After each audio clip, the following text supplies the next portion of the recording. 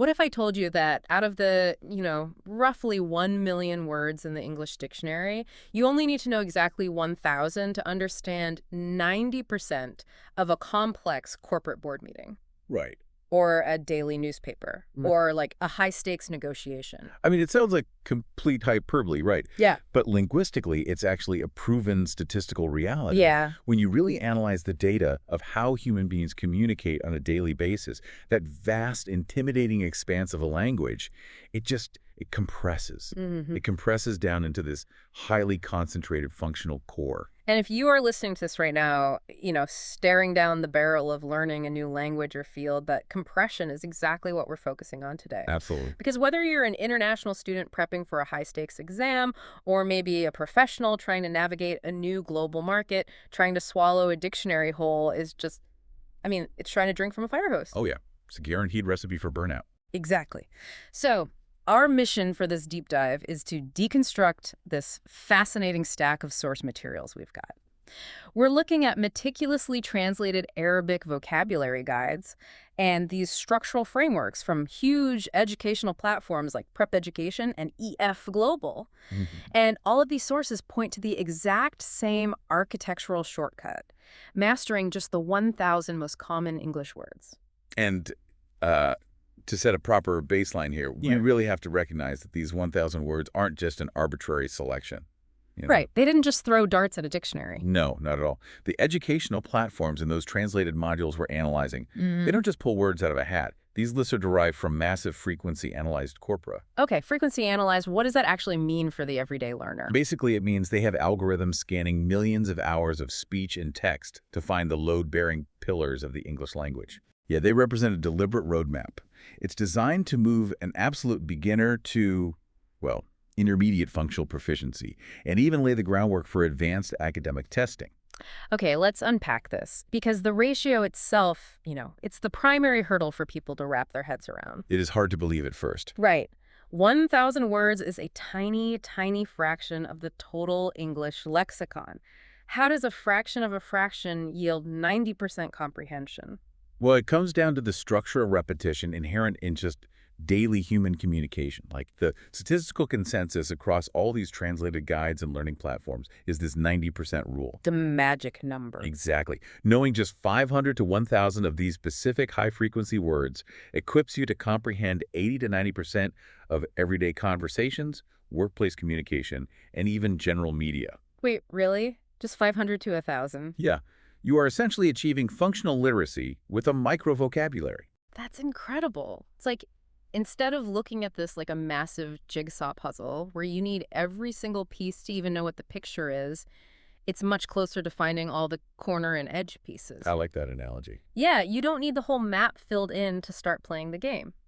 If you have those 1,000 words, you're rendering the environment in standard high definition. You can clearly see the room, you identify the obstacles, you know exactly what is happening. And then that remaining 10% of the vocabulary, the hundreds of thousands of obscure words, that's just the Ultra 4K rendering. It adds texture, sure, but it doesn't change the fundamental geometry of the room you're standing in. That is a highly accurate way to visualize it. You have the geometry.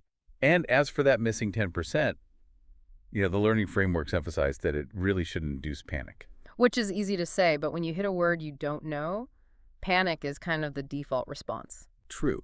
But cognitively speaking, when you have a 90% structural understanding of a sentence, your brain actually shifts gears. It moves from rote translation into predictive coding. Meaning your brain just fills in the blank based on the surrounding data. Precisely.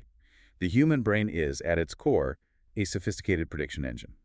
So if you understand 9 out of 10 words in a sentence, the mathematical probability of deducing that 10th word from context is incredibly high. Right. And if deduction completely fails, then you simply use your 90% mastery to ask a targeted, clarifying question. It's that simple. The sources point out that relying on this context deduction prevents learners from wasting massive amounts of time. Oh, for sure. No more memorizing huge, low-utility vocabulary lists. Exactly. Why spend hundreds of hours memorizing words you might encounter once a decade? Right. But, okay, let me push back on this 90% rule for a second, because my concern with this is the illusion of fluency. Okay, let's hear it. Wait, so if you just memorize these 1,000 words in a vacuum, are you instantly fluent? Having the vocabulary doesn't automatically mean you have the cultural context. That is a very valid point. Right. Like, if I memorize these words and I'm sitting in a boardroom and a manager says, we really dropped the ball on this project. I know the word drop and I know the word ball. Yeah. But if I translate that literally, I'm going to be looking around the room for sporting equipment while completely missing the fact that a professional failure is being discussed. That is a crucial distinction, and it highlights a major warning embedded right within these curricular frameworks. A word is not a static data point. Exactly. It's a vector of meaning, and that meaning shifts entirely based on the context of the sentence and cultural idiom. Rote memorization of a translated PDF in a vacuum is entirely counterproductive. It's useless. Right. The sources insist that knowledge is only valuable when applied, which is why learning the correct usage, the syntactic environment a word lives in, is equally as critical as the translation itself. Which brings us perfectly to the actual anatomy of this 1,000-word list. Because when you look at what actually constitutes the top words, it's really not what you might expect. Not at all. The top tier isn't filled with highly descriptive, glamorous language. The first 100 words, according to the sources, are overwhelmingly what we can call functional grammatical glue. The foundational stuff. Yeah, pronouns, prepositions, basic auxiliary verbs. I'm talking words like as, I, his, that, he, was, for, on, are, with, the, of, to, and.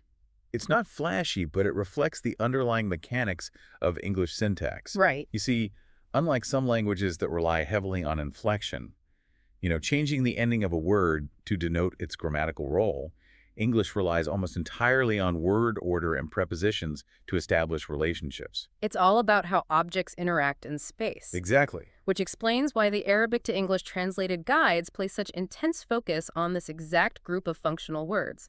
Because the spatial reasoning and prepositional logic between Arabic and English often map very differently. Yes, that's a huge hurdle for learners. You aren't just swapping out a label. You are having to completely remap how you describe objects interacting. You need that grammar glue before you can build anything else. What's fascinating here is that as you move past that grammatical glue, the list evolves in a really unexpected way. As you scroll through the alphabetical breakdown, you encounter a very revealing psychological quirk. Oh, you mean the G section in the alphabetical list? Yes. This completely caught me off guard when I was reviewing the materials. You have your standard high-frequency functional words, right? Things like get, general, and gesture. Standard workplace vocabulary. Right.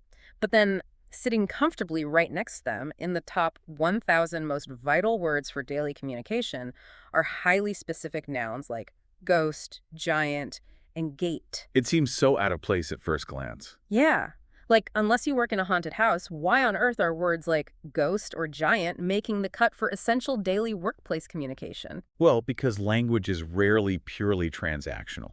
We don't operate as simple data transfer machines, just, requesting budget reports or asking where the printer is. Thank goodness for that. Right. Human communication, even in a hyper-modern corporate environment, is fundamentally rooted in narrative, in storytelling, exaggeration, and metaphor. So we use these concepts to map abstract problems into physical, relatable threats. Exactly. We don't just say a competitor is large or has a high market share. We say they are a giant in the industry. Or a client ghosted our email thread. Precisely. We leverage archetypal imagery to convey emotional weight. The inclusion of these words reveals that metaphor is not just a poetic device, it's a core functional utility. That makes so much sense. And you see that balance clearly in the other thematic groupings from the sources too. On one hand, you have fundamental physical nature words, things like sun, tree, farm, and sea, and then seamlessly integrated alongside those are crucial conceptual verbs: thought, study, learn, keep. It provides the linguistic toolkit to navigate both the tangible environment we walk through and the internal psychological states we experience. Right, the external and the internal. Yeah, you're fully equipped to describe both the terrain and your reaction to it. Here's where it gets really interesting, though, because everything we've established so far, the structural grammar, the storytelling metaphors, the internal and external mapping, it all sounds perfectly tailored for just conversational fluency. Sure, just chatting at the water cooler. Exactly. But the frameworks from platforms like EF Global and Prep Education do not stop there. The sources emphasize that this basic list is the immediate springboard for highly complex academic tasks. Specifically, preparation for the IELTS exam. Right, the International English Language Testing System, Mm-hmm. which is notorious for its rigor. It really is. It's the primary gatekeeper for global university admissions and international professional visas. So you would naturally assume an exam of that caliber requires a completely separate, highly obscure academic dictionary. You'd think so, yeah. But looking at the alphabetical sequences provided in the source modules, many words on this foundational list actually double as vital academic vocabulary. They absolutely do. Take words 45 through 48 on the list, for example. Impact, imply, importance, and important. Those are analytical operators. Yes, they are the exact types of analytical words needed to score well on an IELTS essay. You cannot write a passing academic paper without demonstrating causality. Right, you have to explain the impact of a policy or what a data set implies. Exactly. And this dismantles a very common misconception. Advanced academic language isn't a completely separate dialect that exists in a silo. Mm-hmm. It is built directly on top of these 1,000 functional bricks. So the educational platforms use these foundational words as a bridge. Yes, platforms like EF Global use them as cognitive scaffolding. When introducing a highly complex academic concept, throwing complex vocabulary at the learner at the exact same time just creates cognitive overload. They're fighting on two fronts simultaneously. Right. Instead, they anchor the new, difficult concept to a familiar foundational word like impact.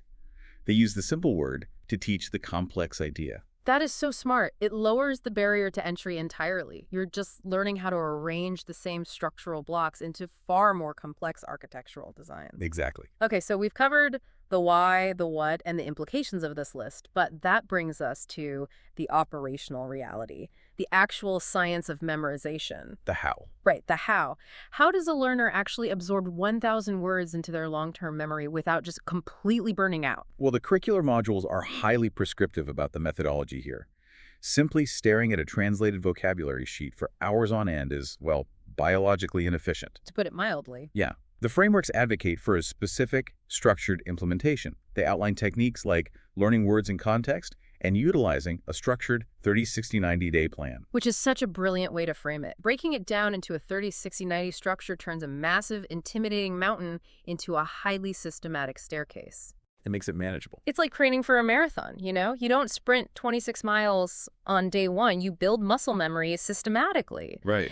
And using the instructional videos and digital quizzes that these platforms feature, it acts like a personal trainer for your brain. Yeah. It relies heavily on generating flashcards, specifically starting with that grammar glue we talked about. Mm-hmm. But the engine driving all of this, the core mechanism mentioned, is spaced repetition. Yes, spaced repetition is the key. And since you listening are likely familiar with the concept of the forgetting curve, you know, the idea that our brains naturally decay and dump information over time, how exactly does this specific 30, 60, 90-day structure hack that process? Yeah, if we connect this to the bigger picture of cognitive neuroscience, the brain is essentially a metabolic miser. A miser. Yeah, it consumes a massive amount of energy just to function, so it aggressively prunes neural pathways that are not regularly activated. It's a process called synaptic pruning. So if you cram 100 words into your short-term memory today, but you don't use them tomorrow, your brain categorizes that data as non-essential for survival. And it literally severs the connections to save energy. Completely. It dumps the information. So cramming is neurologically doomed to fail. Yes, cramming is terribly inefficient. Yeah. Spaced repetition fundamentally alters that biological mechanism. By engaging with a flashcard at specific, strategically delayed intervals, say day 1, day 3, day 10, day 30, you are systematically hacking the brain's forgetting curve. You're firing that specific neural pathway right at the exact moment the brain is attempting to prune it. Exactly. You are forcing the words to move from short-term memorization to long-term fluency. It's kind of like laying asphalt for a new highway. Oh, how so? Well, if you pour the asphalt, which is like the initial memorization of the word, and then immediately drive heavy trucks over it by trying to use it in complex sentences without resting, Yeah. the surface just cracks and degrades. Right. That's cramming. But if you let the asphalt cure and then test its load-bearing capacity at structured intervals, it solidifies. That is a great analogy. That curing process is essentially the process of myelination in the brain. Spaced repetition forces the brain to wrap those specific neural pathways in myelin, which is a protective sheath that increases the speed and permanence of the signal. Oh, wow. Yeah. By repeatedly interrupting the forgetting curve over a 30, 60, and 90-day period, you signal to your nervous system that this linguistic data is essential. You are physically rewiring the brain. And the digital quizzes and modules provided by these educational platforms act as the automated timer for that curing process. Precisely. They track exactly when your brain is about to drop the word imply or giant, and they force you to recall it, strengthening that myelin sheath just a bit more each time. It removes the guesswork. So what does this all mean for you, the listener, as you look at whatever massive learning endeavor is currently sitting in front of you? Right. It means the sheer volume of information is largely an illusion designed to distract you. This isn't just about English. No, it applies universally. It's a masterclass in how to deconstruct any massive learning endeavor by finding its core 20%. You don't need to conquer the entire million-word English dictionary to reach the summit of fluency. Not at all. With just 1,000 targeted words, some flashcards, a 30, 60, 90-day plan, and a focus on context, 90% of the English language completely opens up to you.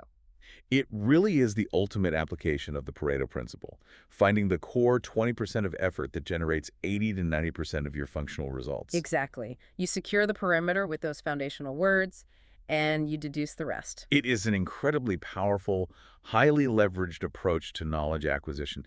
But, looking at the sheer efficiency of this system, it does raise an important, perhaps slightly unsettling question to leave you with. Oh, I like unsettling questions. Let's hear it. Well, if mastering just these 1,000 specific functional words grants us 90% comprehension of our fast-paced global news, our highly complex corporate strategies, and our most intimate daily conversations, it forces us to re-examine the nature of our own interactions. How much of our daily communication is truly original, groundbreaking thought, and how much of it is just us collectively, day after day, constantly rearranging the exact same limited set of linguistic puzzle pieces? Wow. Are we actually generating new ideas, or are we just infinitely remixing the exact same 1,000 concepts about giants, ghosts, impacts, and trees? It's something to think about. It really makes you evaluate your next conversation. But hey, regardless of how original our thoughts actually are, at least now you know exactly which structural pieces you need to start building them. So find your 1,000 words, let the asphalt cure, and let the remaining 10% take care of itself.